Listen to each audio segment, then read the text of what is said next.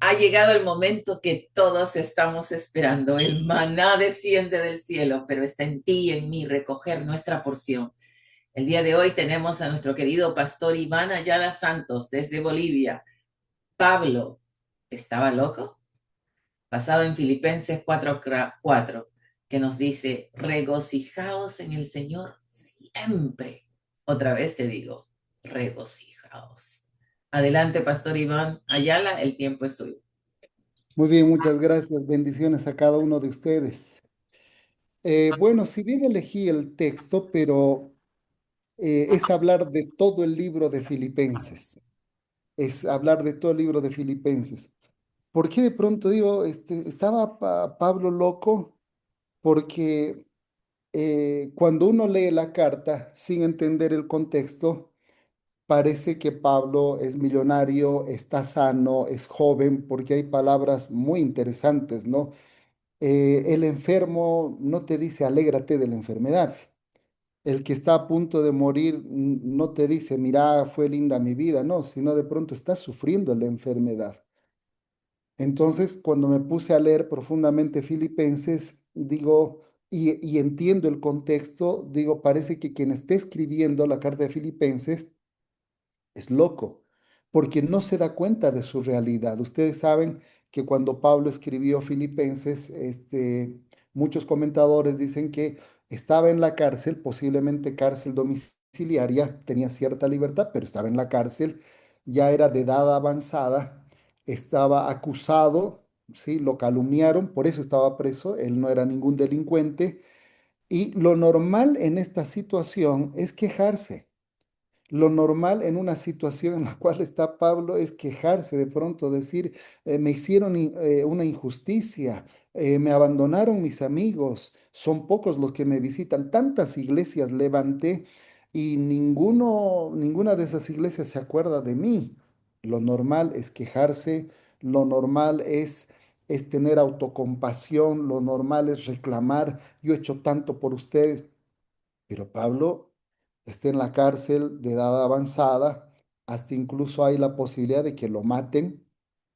Y él escribe una carta, parece loco. eh, Dice, regocijaos en el Señor siempre. Ahora, yo me imaginaba que esa carta me la escribe Pablo y esa carta me anima. De pronto digo, caramba, Pablo me dice que me regocije. En el capítulo 3 es muy interesante por lo demás, el versículo 1, por lo demás, hermanos, gozaos en el Señor. Entonces yo digo, caramba, a ver, iré a visitarlo a Pablo, yo me imaginaba. Y entro, hay un soldado romano ahí en la puerta, entro y veo a un viejito gruñón, a un viejito que me mira enojado. Yo agarraría la carta y en la cara de Pablo rompería esa carta.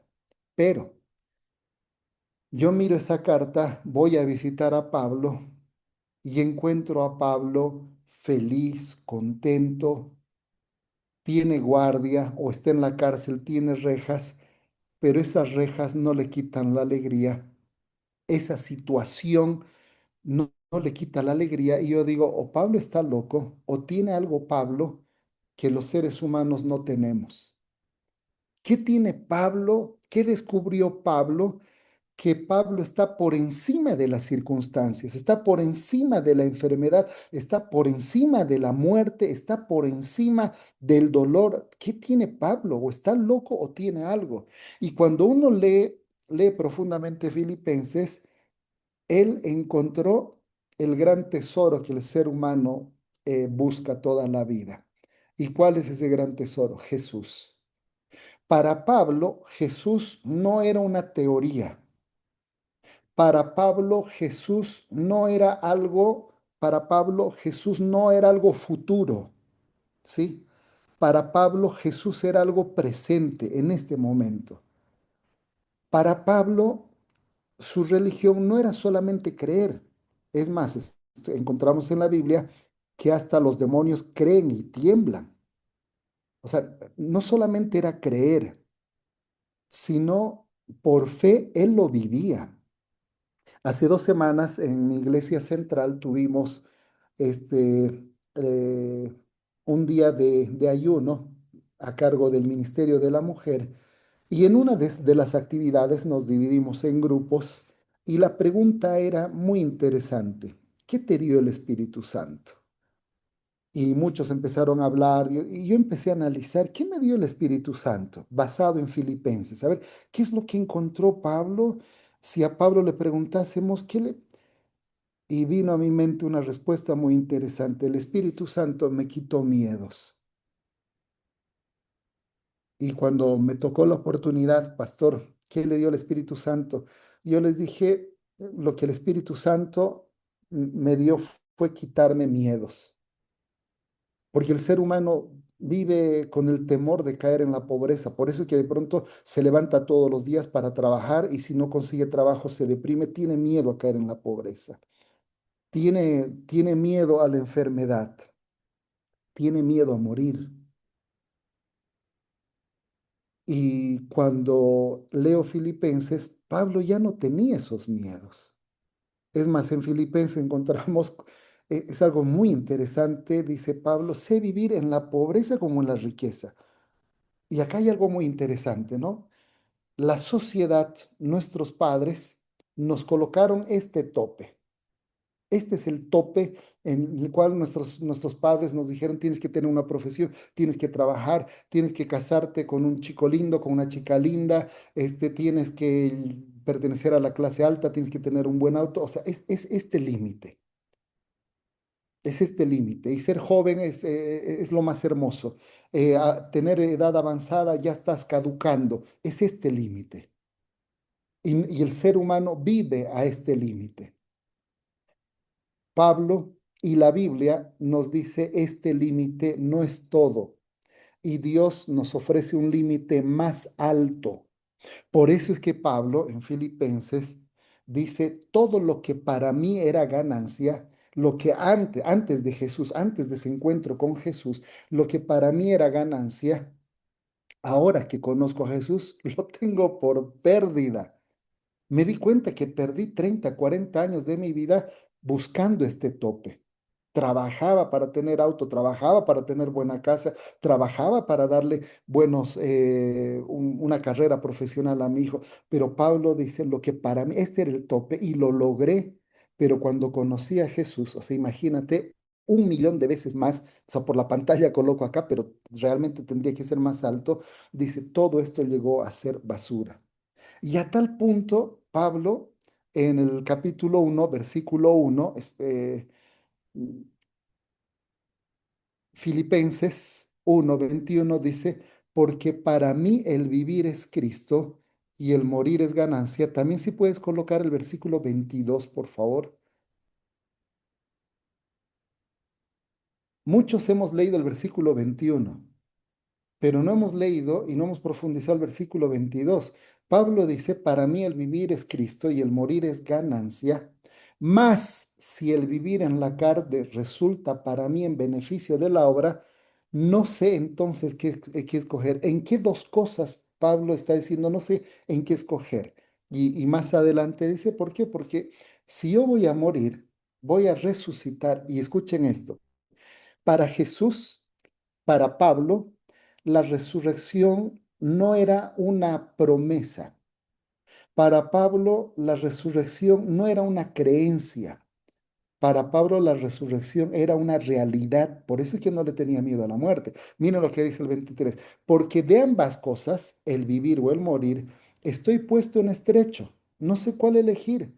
Si hoy vivo, voy a vivir para Cristo, pero si muero, muero tranquilo, muero en paz. ¿Por qué? Porque he leído en la Biblia que todo aquel que muere en Cristo Jesús resucitará primero. Para él no solamente era una creencia, sino que era una realidad. Dice, teniendo deseo de partir, ¿se dan cuenta? Teniendo deseo de, bueno, Señor, si ya cumplí mi función y me das descanso, teniendo deseo de partir y estar con Cristo, lo cual es muchísimo mejor, pero quedar en la carne es más necesario por causa de vosotros.